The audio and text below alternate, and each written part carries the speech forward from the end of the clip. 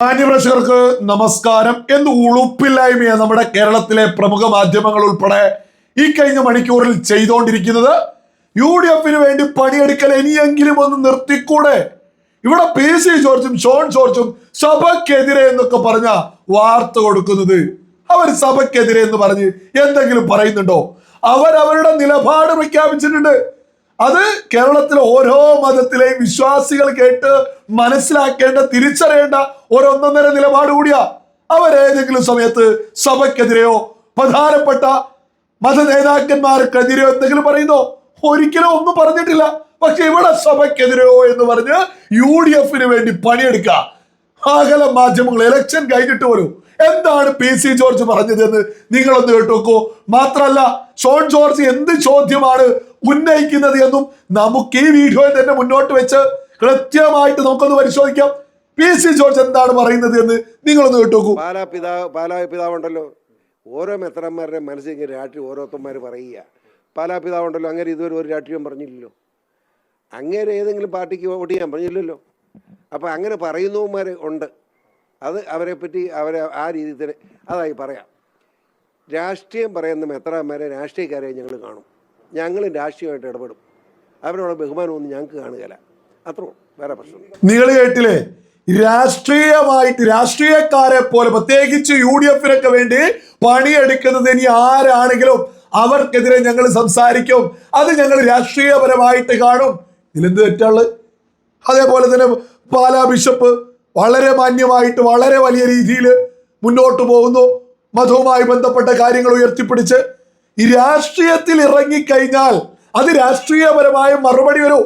കേരളത്തിലെ പ്രമുഖ മാധ്യമങ്ങളോടാ രാഷ്ട്രീയം പറയുന്ന മത നേതാക്കന്മാർക്കെതിരെ പറയുമ്പോ അത് ആ വ്യക്തികൾക്കെതിരെയാണ് എന്ന് എന്തുകൊണ്ടാണ് നമ്മുടെ മാധ്യമങ്ങൾ വാർത്ത പോലും കൊടുക്കാത്തത്? എന്നിട്ട് സഭയ്ക്കെതിരെ ഷോൺ ജോർജ്, സഭയ്ക്കെതിരെ നാണല്ലേ ഇവന്മാർക്കൊന്നും ഇത്തരത്തിൽ വാർത്ത കൊടുക്കാന്?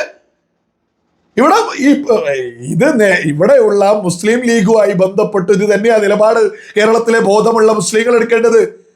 ഈ പാണക്കാട് തങ്ങന്മാർ രാഷ്ട്രീയത്തിലിറങ്ങിയ രാഷ്ട്രീയപരമായിട്ട് പാണക്കാട് തങ്ങന്മാർ മതം വിറ്റ് രാഷ്ട്രീയ മുതലെടുപ്പ് നടത്തുക എന്ന് പറയേണ്ടത് പറഞ്ഞു പോണോ?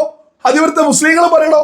ബോധമുള്ള മുസ്ലിങ്ങള് മതം പറഞ്ഞ് അത് വിറ്റ് രാഷ്ട്രീയ മുതലെടുപ്പ് നടത്തിയാൽ അത് ആരാണെങ്കിലും അത് പറയണോ? തർക്കമില്ലാത്ത വിഷയ. അത് പറയുമ്പോഴേക്കും മതത്തിനെതിരോ എന്ന് പറയരുത്. അത് പാണക്കാടുമായി ബന്ധപ്പെട്ടതാണ്.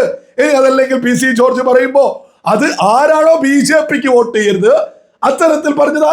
BJPക്ക് എന്നല്ല, ഏതൊരു പാർട്ടിക്ക് വോട്ട് ചെയ്യരുത് എന്നൊക്കെ ഏതെങ്കിലും മത നേതാക്കന്മാർ ആഹ്വാനം ചെയ്യുക. ഇവിടെ പല മത നേതാക്കന്മാരും മുസ്ലിം മത നേതാക്കന്മാർ ഇറങ്ങിയിട്ട് BJPക്കെതിരെ രംഗത്തിറങ്ങാൻ പറയുന്നുണ്ട്.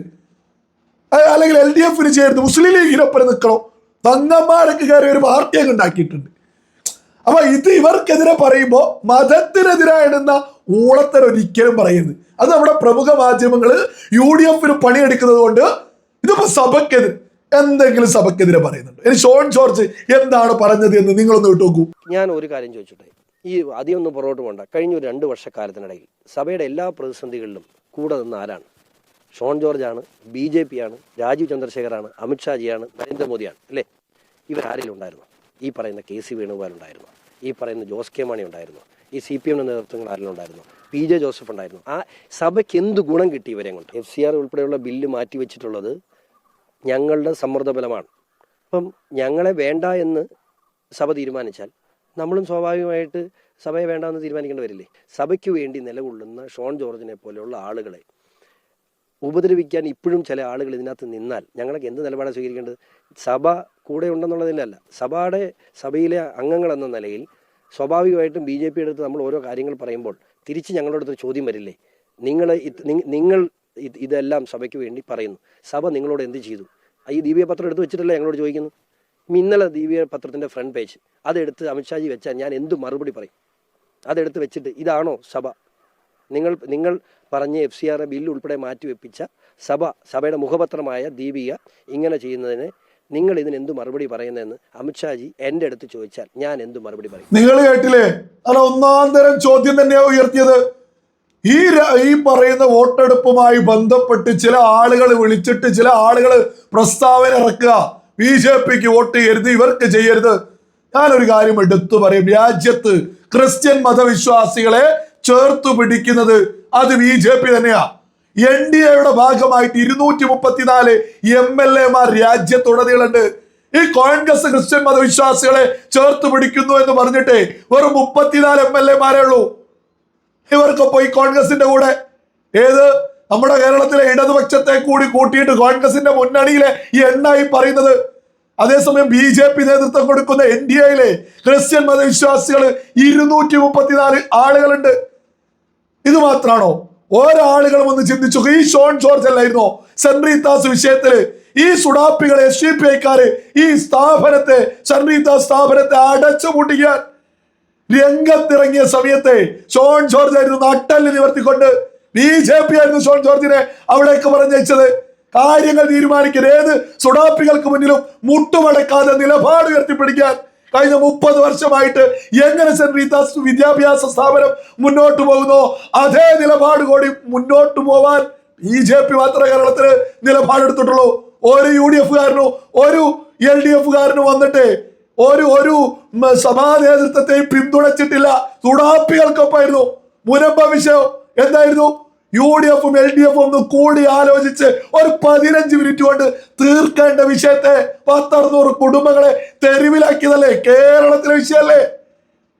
പിന്നെ അനാവശ്യമായിട്ട് മറ്റു മതങ്ങളുടെ മണ്ണ് പോലും പിടിച്ചെടുക്കുമ്പേ അതിൽ UDFനും LDFനും ഒരു തീരുമാനമെടുക്കാനില്ലാഞ്ഞിട്ട് അന്നും ഈ ഷോൺ ജോർജ് ഒക്കെ തന്നെയാ BJP തന്നെയാ മുന്നിൽ നിന്നിട്ടുണ്ടായിരുന്നത്.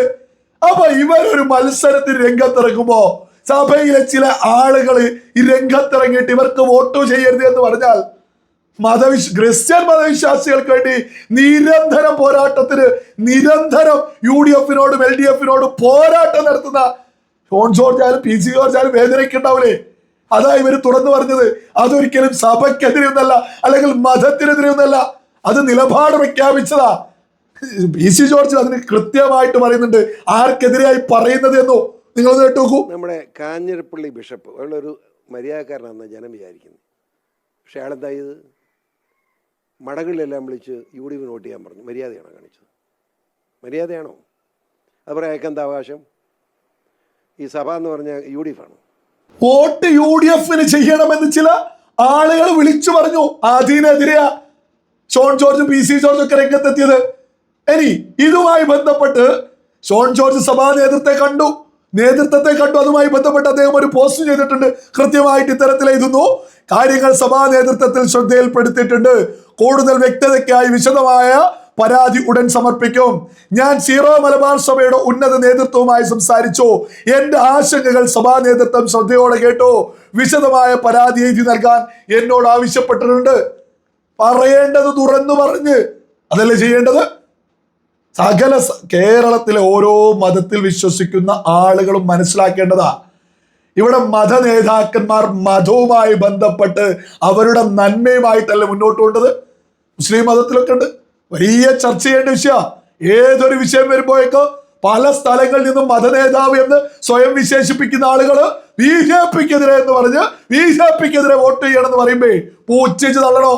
അത്തരത്തിലുള്ള മുസ്ലിങ്ങളും രാജ്യത്തോട് ചേർന്ന് നിൽക്കുന്നവരും നമ്മുടെ കേരളത്തിൽ വളർന്നുകൊണ്ടിരിക്കുക. അവരും എണ്ണം കൂടിക്കൊണ്ടിരിക്കുക. അതൊന്നും മതത്തിനെതിരെയൊന്നല്ല.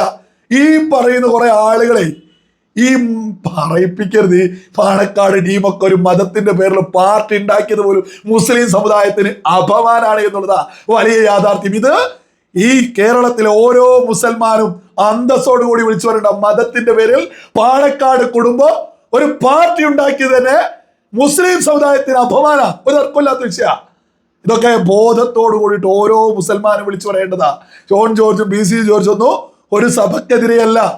ഇന്ന പാർട്ടിക്ക് വോട്ട് ചെയ്യരുത്, അതും സമുദായത്തിന് വേണ്ടിയൊക്കെ നിരന്തരം നിലകൊള്ളുന്ന, ഈ സഭക്കൊക്കെ വേണ്ടി നിരന്തരം നിലകൊള്ളുന്ന ആളുകൾക്കെതിരെ അവർ മത്സരിക്കുമ്പോൾ ചില ആളുകൾ രംഗത്തെത്തുമ്പോൾ അവർക്കെതിരെ പറയൂ.